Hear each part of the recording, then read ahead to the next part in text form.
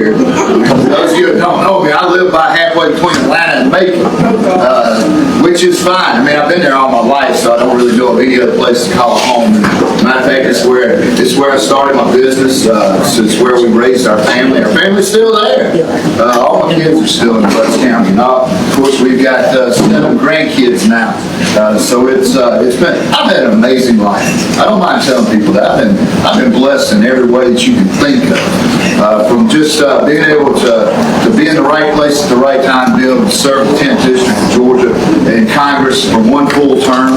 But that's not what we came up here to talk about. I like giving people a little bit of my background. Lee and I have been married for 37 years, if y'all know the rest of the story there. We actually dated in high school, so a big part of my life is my family and my business. But y'all, this is a midterm election. Representative, you hit so many nails on the head that it really makes you bounce around. Y'all got to be careful. I can get about like a Baptist preacher. We'll go all over the place and make it altar call for about an hour before we get through. But this is a midterm election. And what is midterm elections? Nothing but turnout. Wouldn't you agree? Yeah. The president's not running this cycle, so you've got to be able to know that you've got people on the ballot that will turn out, and that you'll get the turnout that you need. That's what this is. We're running for the U.S. Senate. I want to go over what you got right now, and then what you're going to get. And I want to leave you with one call of action, because I think Matt was so right in so many different ways. We got a U.S. Senator that doesn't represent us. He doesn't represent our values. He doesn't represent people. He doesn't represent this state.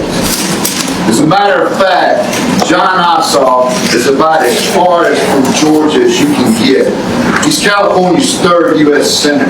No more Ossoff! No more Ossoff! You know, if you take a look at just his voting record out there, this is a guy that voted for that Biden debacle that caused all this runaway inflation, that caused all these high prices, whether it was your gas, your food, your insurance, it doesn't matter.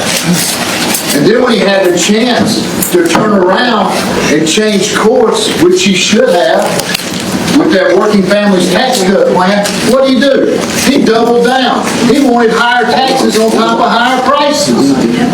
He wanted to see S corporations, small businesses that help fuel this economy across this country. He wanted their taxes to double, which is in effect would have happened if he'd got his way with that. As a matter of fact, he voted against just every demographic you can think of, whether it was students out there wanting to get an education. I mean, inside that working families tax cut plan, we had school choice. We had 529 savings plans, which was my bill in the House. Which when we got that passed, allowed you to spend your money that you saved for your kids to go to a technical school instead of a 4-year college. He voted against the Trump accounts. He voted against families saving. Families are saving over $3,000 in taxes right now because of that plan. He voted against no tax on tips, no tax on overtime, no tax for senior citizens making up to $75,000. Why? Why? Because he's a trust fund kid. This guy's never had a real job in his life.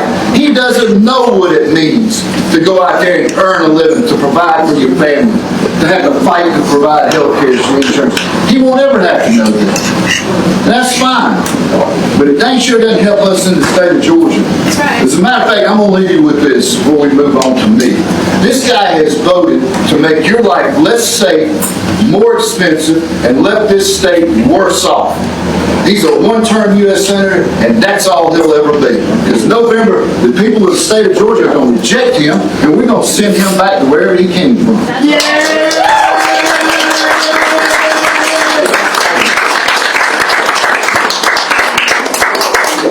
Now, let's take a look at the one-term congressman from the 10th District, which is me. I've been up there 1 full term. And when this term's over with, we'll just move across the tunnel.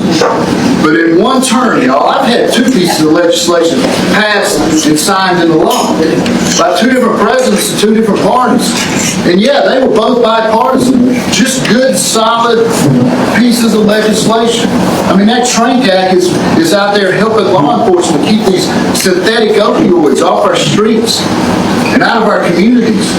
And of course, the Lake and Riley Act. The first piece of immigration legislation in 30 years, y'all, had on teeth.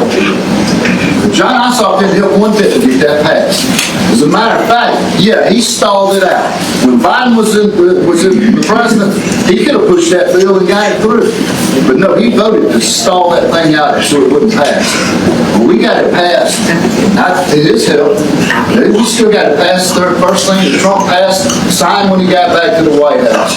And in just 1 year's time, y'all, that piece of legislation has been responsible for taking over 20,000 illegal criminals off our streets.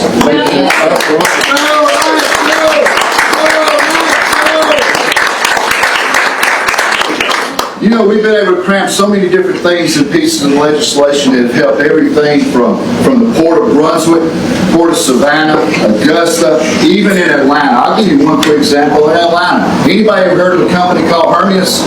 If you walk through the Atlanta airport, you'll see a plaque on the wall. Hermias has invented a hypersonic engine. And we're in a race against China.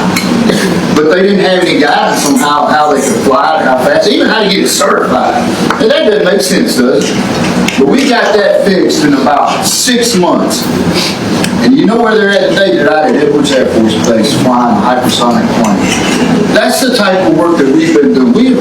We have been providing and solutions and moving forward with the state of Georgia. There's a reason. And you got me, it's just a small business guy. Someone that's been in the trucking business all his life. Never been in politics until he got up there. But was able to take those hard lessons that I learned in that 30 years, being frankly one of the most regulated tax industries there is, and just go up there and provide business solutions. We need more business people up in D.C. to help us. We don't need more trust fund kids over there pushing these socialistic agendas. My God, he voted not just once, not twice, but 3 times to allow men to play in girls' sports. Anybody in here want that? No! I've never met anybody that wanted that. Oh, he goes even better. With his little social agenda, he even co-sponsored to allow men to go in women's restrooms. For what? He also pushed for men to go into women's domestic violence centers. That's where this guy's at. Now, up until this past Tuesday, that was my campaign speech. It was. But I want y'all to know something. After this Tuesday election in Michigan, I think all the pieces of the puzzle have come together. Yes. Yeah. Well, we have a guy named Jon Ossoff who really does want to run for president. He wants to run as the DSA presidential candidate. He, in fact, supports and is pushing that LSIA up there in Michigan, the anti-Semitic, the DSA candidate, who is now the Democrat nominee for the United States Senate. This thing has gotten a whole lot bigger than Georgia. There's a reason they spent thousands of dollars on this guy to make it. I mean, they got to make him look like this president. They want him. As a matter of fact, Jon Ossoff voted 92% of the time with Bernie Sanders. They're going to make him the replacement, and they are going to push this, and we've got to stop it, y'all, right here in Georgia. This is not just for Georgia now. This is for the United States of America, so that we don't lose the fabric of this country, what we were actually built on. That's why I need your help. I need you to make sure that we get everybody, when they talk about pumping up their percentage of the votes that they win by, we need that. I don't think Democrats are even going to go this far with this guy. So when you're out there talking to them, that's what you can talk to them about. Whether they're a farmer, whether they're a small business person, whether they're a family that's now saving $3,000 on average every year, that's a whole lot better than what we have with Jon Ossoff and where he wants to take this country.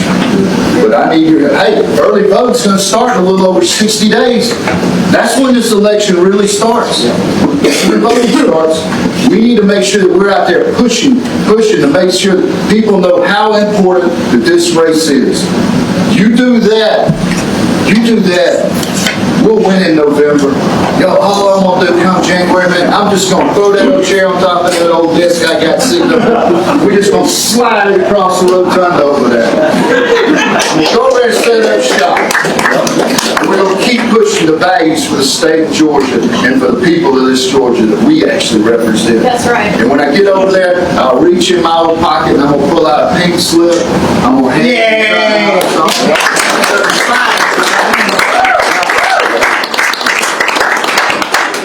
Y'all, this is an incredible way to start a morning. I think this is what gets me energized. And the thing is, y'all, it's been like this for so, I know you heard me say, we were over at his location, what, it's been a month and a half ago, huge crowd just like this.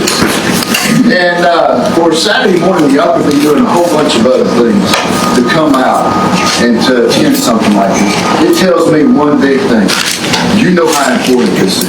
I don't have to really tell you how important it is. We've got to get Rick Jackson across. We've got to get Dolas all across.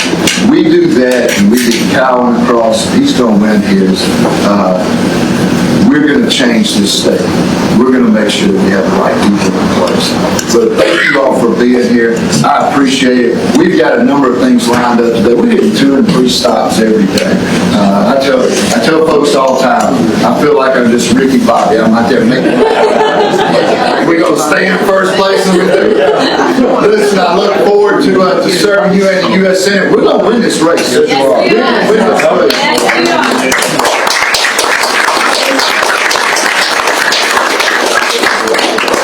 Anything we can ever help y'all with, you let us know. You see anything out there we need to pay attention to, you just let us know. I've got a great team to surround us here today, and we look forward to seeing y'all somewhere out there on the campaign trail. Thank you again. Appreciate it.